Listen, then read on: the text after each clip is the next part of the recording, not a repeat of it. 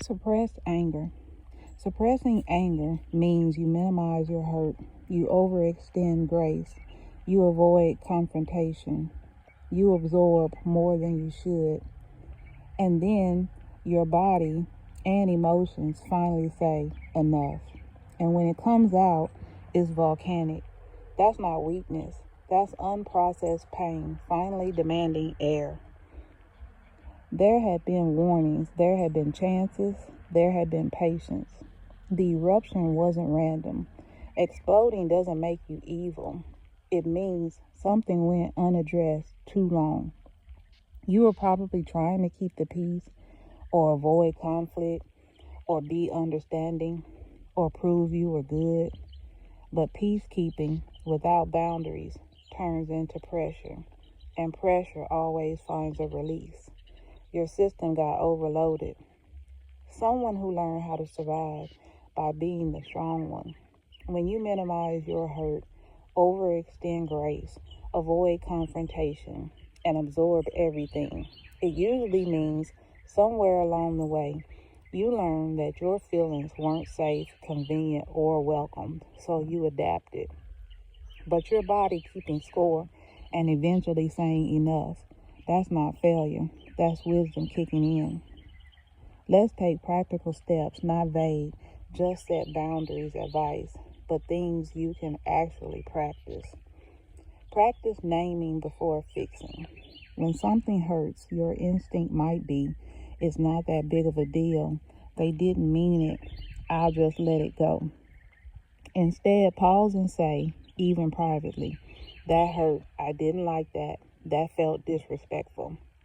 No justification, no defending the other person, just naming it.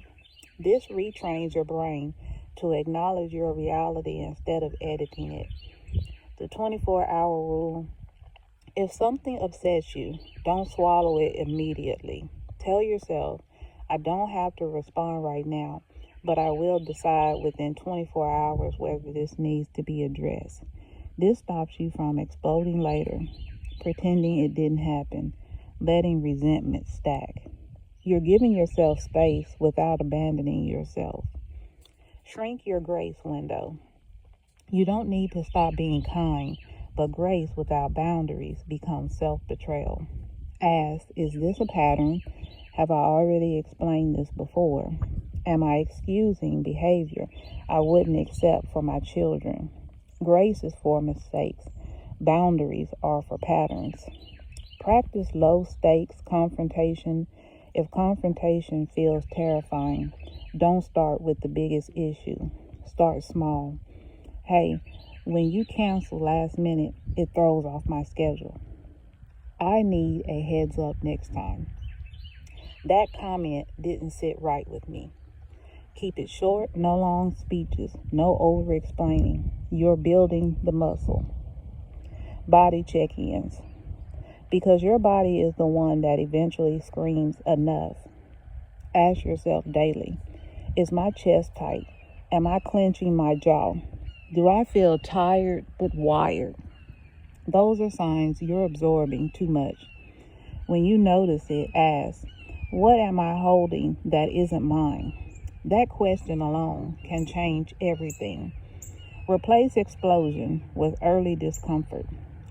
Right now, the pattern is silence, build up, explosion. The goal is small discomfort, small conversation, peace. Yes, it feels uncomfortable earlier, but it prevents the emotional volcano later. Stop explaining your pain like a lawyer. You don't need a 12-slide presentation to justify being hurt. It bothered me. I don't like that. That doesn't work for me. That's enough. People who overextend grace are usually deeply empathetic. That's beautiful, but empathy without self-protection becomes self-erasure. You don't have to become hard. You just need to become solid. Confrontation does not change people. It never has. It revealed them. That's the part nobody tells you.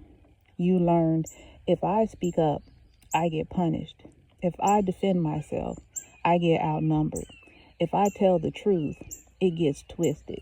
If I confront, I lose.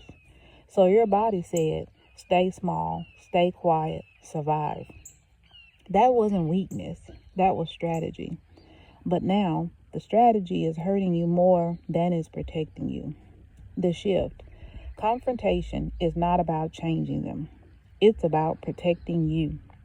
You don't confront to make them understand, make them admit fault, make them stop, win. You confront to state your boundary, observe their reaction, decide what you will tolerate. That's it. And yes, some people will get angry. Some will play victim. Some will twist it. That doesn't mean you are wrong. It means they don't handle accountability well. Your body remembers what your mind tries to move past. Here's the different skill to practice. Not confrontation, strategic detachment. Instead of explaining, arguing, defending, proving, try this. Okay, noted. That's your perspective. I disagree. And then stop. No debate. When someone escalates or twists, that's information. You don't have to wrestle people who want an audience. Discernment over avoidance. Some environments are unsafe. Some people weaponize confrontation. Some systems protect group dynamics over truth. The goal isn't to confront everyone.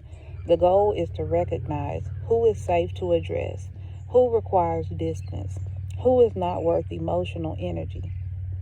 Triggers aren't proof you're weak. They're proof your nervous system remembers. You went through situations where speaking up led to retaliation, telling the truth didn't protect you, being calm didn't stop people from ganging up, conflict escalated instead of resolved. So now your body reacts before your brain even has time to reason.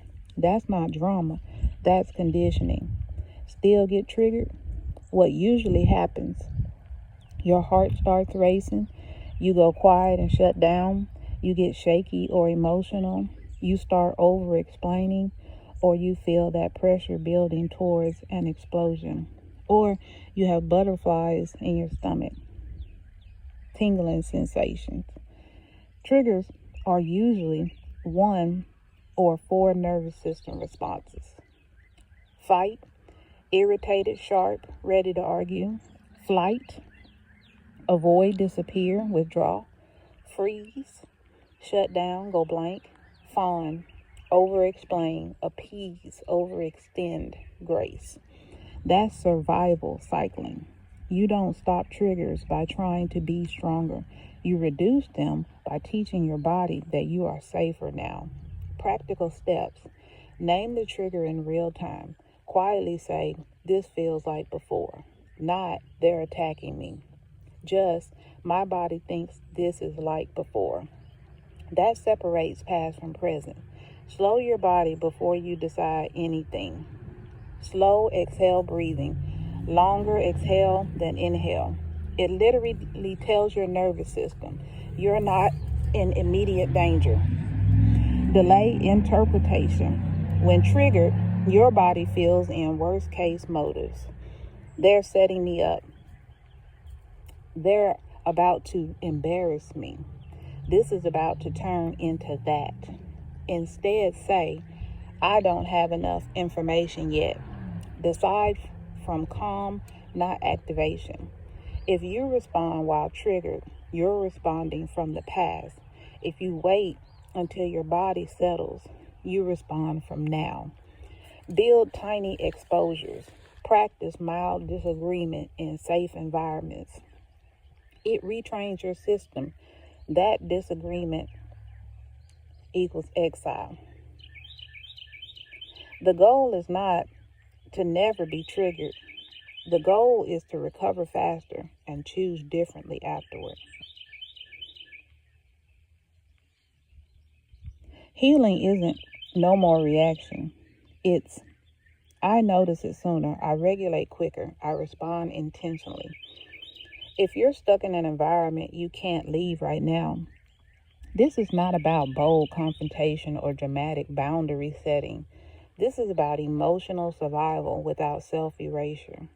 You're not weak for adjusting. You're adapting. There's a difference. But the key is this: adjust your behavior. Do not adjust your identity. Shift from why are they like this to what pattern is this? When you're stuck, trying to fix people drains you. Instead, observe them like data. Who escalates? Who twists? Who looks for a reaction? Who plays victim? Who needs an audience? You're not engaging emotionally. You're studying patterns. That shift alone reduces triggers because your brain moves from threat mode to analysis. Emotional gray rock, but internally grounded. You don't need to be cold, just neutral. Short answers, no over-explaining, no emotional fuel, no defending your character in long speeches. But internally, you validate yourself. You might say in your head, I see what this is. I'm not crazy. This is their pattern. That keeps your inner world intact. Create micro-control. When you feel trapped, triggers intensify because your body feels powerless. So build small control points, a routine that is yours, a physical space that feels safe, even a corner, headphones, a walk, a journal, a locked mental boundary. This does not define me. Even tiny autonomy calms the nervous system. Decide what is worth reacting to. Not every comment deserves energy. Ask, will this matter in 3 months? Is this harmful or just annoying? Am I responding to now or to old wounds? Being stuck means conserving energy. You don't fire at every sound. Playing quietly. You may not be able to leave now, but you can plan to, even if it's slow. Saving, skills, networking, opportunities, mental preparation. When your brain knows there is a future exit, it stops feeling permanently trapped. But while you're in this environment, your goal is stability, not self-betrayal. You can be calm without agreeing. You can be quiet without internalizing. You can adapt without absorbing. Or you feel emotionally unsafe or just exhausted.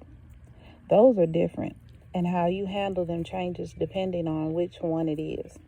Being emotionally unsafe and being exhausted feel similar in the body, but they need slightly different care. And if you're stuck where you are, we're not talking about big dramatic fixes. We're talking about stabilizing you. When you're emotionally unsafe, emotional unsafety feels like walking on eggshells, bracing for attack, watching your words, feeling like anything you say can be used against you, never fully relaxing. Your nervous system stays in alert mode. Shrink your exposure. Limit what people know about you. Not because you're hiding, but because access is earned. You don't have to share your plans, your feelings, your dreams, your triggers. Information is power in unstable environments. Predict, don't personalize. Instead of, why are they doing this to me? Try, this is what they do. When behavior is predictable, it feels less chaotic. Build one safe outlet. One person, one journal, one walk, one prayer space, one therapy session. You need at least one place where you don't filter yourself. If everywhere is unsafe, your system never resets. Quiet exit planning. Even if leaving is months or years away, your brain needs to know there is a future that is not this. Hope is regulatory. When you're exhausted, exhaustion feels like numbness, irritability, brain fog, crying randomly, wanting everyone to stop talking. That's not weakness, that's depletion. Stop over-processing. When exhausted, don't analyze everyone's motives. Save your mental energy. Reduce emotional labor. You don't need to fix everyone. Smooth every conflict. Explain your perspective 10 times. Manage everyone's feelings. Let silence carry more weight. Body care before mental care. Sleep, water, protein, sunlight. It sounds basic, but your nervous system cannot regulate if your body is drained. If you're emotionally unsafe long enough, it turns into exhaustion. And if you're exhausted long enough, you start feeling emotionally unsafe everywhere, even when you're not. You are not weak for being affected by your environment. You are not dramatic for needing space. You are not too much for wanting stability. Your body is responding exactly how a body responds when it has had to brace for too long.